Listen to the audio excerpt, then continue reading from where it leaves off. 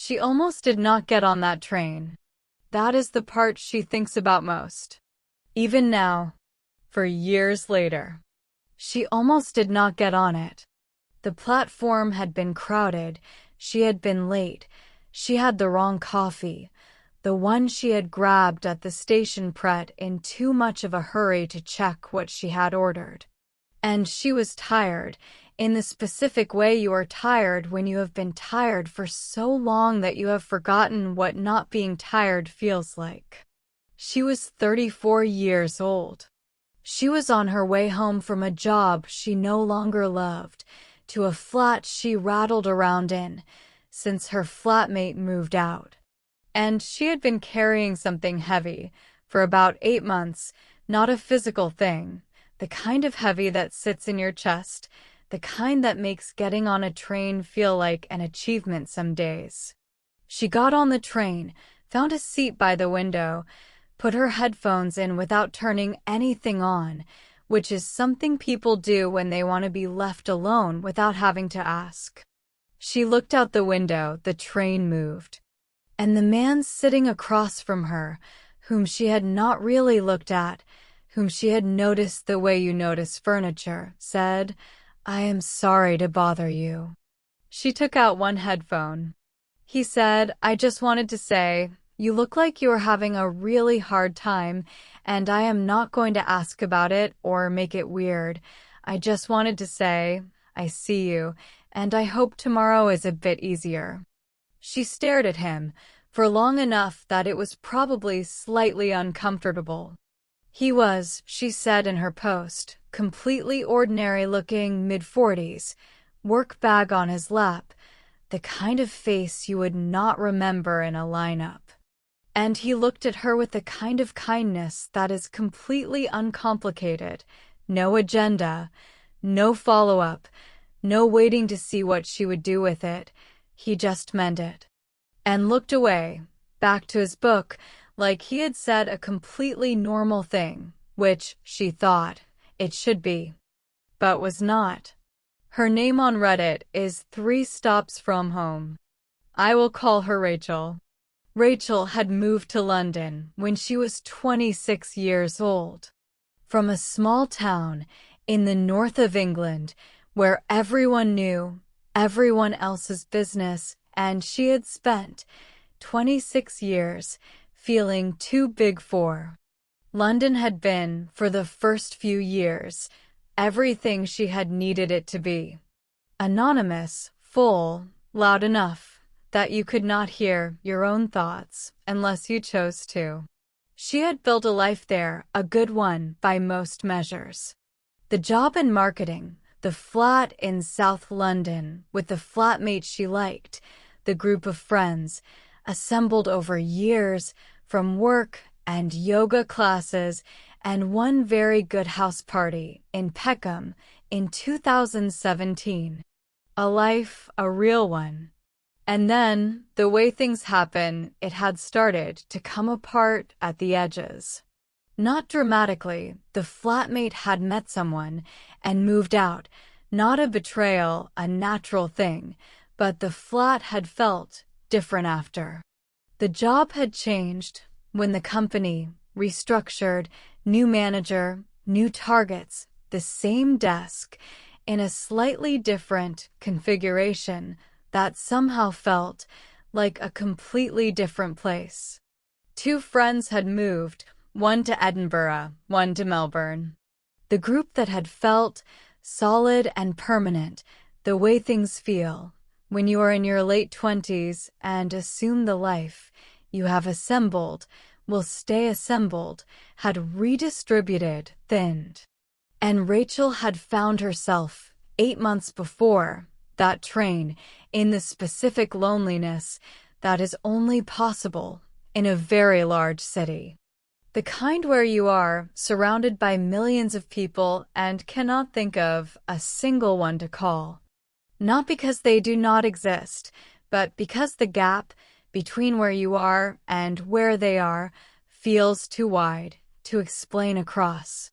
She had not told anyone she was struggling. Not properly. She had said to the friends who asked, "I am a bit tired. Work is a lot. I am fine." The way you say fine when fine is the easiest of all available answers. And the man on the train, who owed her nothing, who did not know her, who would never see her again, had looked at her for 3 seconds and seen through all of it. "I see you." She put her headphone back in, turned to the window, and cried, not dramatically, the quiet kind, the kind where you keep your face very still and hope nobody notices, because the tears are not really about the thing that just happened. They're about the 8 months that came before it finally finding a way out. She wrote in the post she put on Reddit 18 months later that she had not expected to cry, that she had thought she was past it, past what she could not have said, but she had thought on that platform that she was managing fine. And then a stranger said 5 words, "I see you," and she understood that she had been invisible to everyone, including herself, for a very long time. She did not speak to him again. He got off 2 stops before hers. He did not look at her. When he left, just stood, gathered his bag, walked to the doors, gone, completely ordinary, as if he had not just done something that she would think about every day for the next 4 years. She got home, put her key in the lock, stood in the hallway of the flat that echoed slightly since her flatmate left. And she called her mum, not to explain anything, just to hear a voice she trusted. Her mum picked up on the 3rd ring, said, "Hello, love," and Rachel said, "Can you just talk for a bit?" And her mum, who had known Rachel for 34 years, said, "Of course," and talked about ordinary things, the garden, something on television, a neighbor's new car. And Rachel sat on the floor of her hallway, back against the wall, and listened, and felt the heavy thing in her chest shift. Not lift, not disappear. Just shift into something slightly more manageable. She made an appointment with her GP the next week. Not because of the man on the train. She would not say he saved her. She does not like that kind of language around what happened, because it gives one stranger too much credit, and her too little. She made the appointment because she had been thinking about making it for months, and the train had reminded her that there was nothing to wait for, that the waiting was its own cost, that "I see you" from a stranger was a kindness. But she owed herself the same "I see you" to herself properly, without looking away. The GP was kind, practical, did not make it larger than it was. Referred her, made a plan.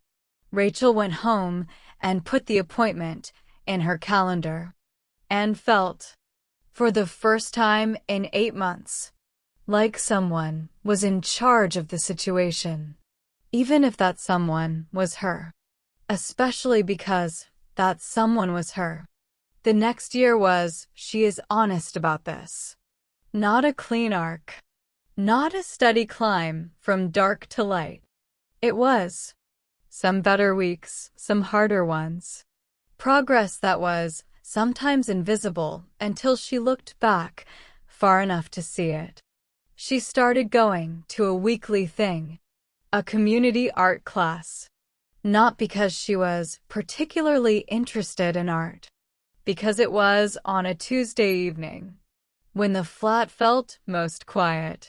And it cost £4, and required her to be somewhere that was not the sofa. She was terrible at it. Everyone was friendly. She went back. She met a woman there, Elena, who was also terrible at it, and also going back for approximately the same reasons. They went for a drink after the third class, talked for 3 hours about everything and nothing. The way you talk when you meet someone who communicates at the same frequency. Elena is one of Rachel's closest friends now. She would not have met her without the art class. She would not have gone to the art class without the doctor. She would not have gone to the doctor without the train. She would not have gotten on the train if she had been 30 seconds later to the platform. She thinks about that sometimes, the 30 seconds, the coffee she grabbed in too much of a hurry, how the thing that made her late was also the thing that got her there in time. She posted her story in a Reddit thread, asking, "Has a stranger ever changed your life and meant it?" The post got 47,000 upvotes and over 3,000 comments. Almost all of them from people sharing their own stranger, the woman who sat with them in a hospital corridor, the man who stopped when nobody else did, the child who said something completely without guile that rearranged the whole day. The 3,000 comments were all small, all specific, all completely ordinary, extraordinary moments of one human being seeing another one. Rachel read every comment and replied to as many as she could. She said, "I posted this because I did not know if anyone else had a moment like this, and now I know everyone does." Which means everyone is also capable of being that moment for someone else. Which changes the way I move through the world. It changes what I notice. It changes whether I say the thing I am thinking. When the thing I am thinking is, that person looks like they are having a really hard time. She still takes that train. She does not know if she would recognize him. She thinks probably not. She would not know him in a lineup. She hopes, wherever he has some idea that the thing he did, in 10 seconds, in between one page and the next of whatever book he was reading, mattered. That ordinary kindness, which costs nothing, which asks nothing, which requires only the willingness to notice and then say, "I see you," is not a small thing. It is not a small thing at all. She walks through tube stations differently now. She looks at people, not intrusively, not in a way that makes anyone uncomfortable, just looks, the way he looked at her, with the kind of attention that says, "You are here, I see that you are here," and sometimes, when it feels right, she says something, not always, not to everyone, but sometimes, to the person who looks like they are carrying something, the person with the headphones in and nothing playing. She says something small, "I hope your day gets easier, nice bag, that book is wonderful," anything, the door, held open a moment longer than necessary. She said in her post, "I am not a naturally outgoing person. I would not describe myself as someone who talks to strangers, but I have learned that the moment you see someone, really see them, and let them know is almost always worth the slight awkwardness of doing it. Because the cost of saying something is almost always nothing, and the cost of saying nothing sometimes is everything." I see you, 3 words, from a man on a train to a woman he had never met and would never meet again. 3 words that cost him nothing, that she has carried for 4 years, that changed, in small invisible ways, what she did next, and next, and next. If you are sitting somewhere today and feeling invisible, I want you to know that the invisibility is not the truth of you. It is just the condition you are currently in, and conditions change slowly over time and can shift in unexpected ways, and the truth of you is still there, waiting to be seen and acknowledged. Sometimes, because of the right appointment, or the right class, or the right drink with the right person after the third session, and sometimes, just sometimes, because a stranger on a train looked up from his book and gave you the most ordinary, extraordinary gift of being seen. You're seen right now by everyone listening. You're here, and that is not a small thing. Thank you for listening. If this meant something to you, leave a comment below. Tell me about your stranger, or tell me about the time you were the stranger, because I think more of us have been both than we realize, and that is a gentle reminder. New story next week with love.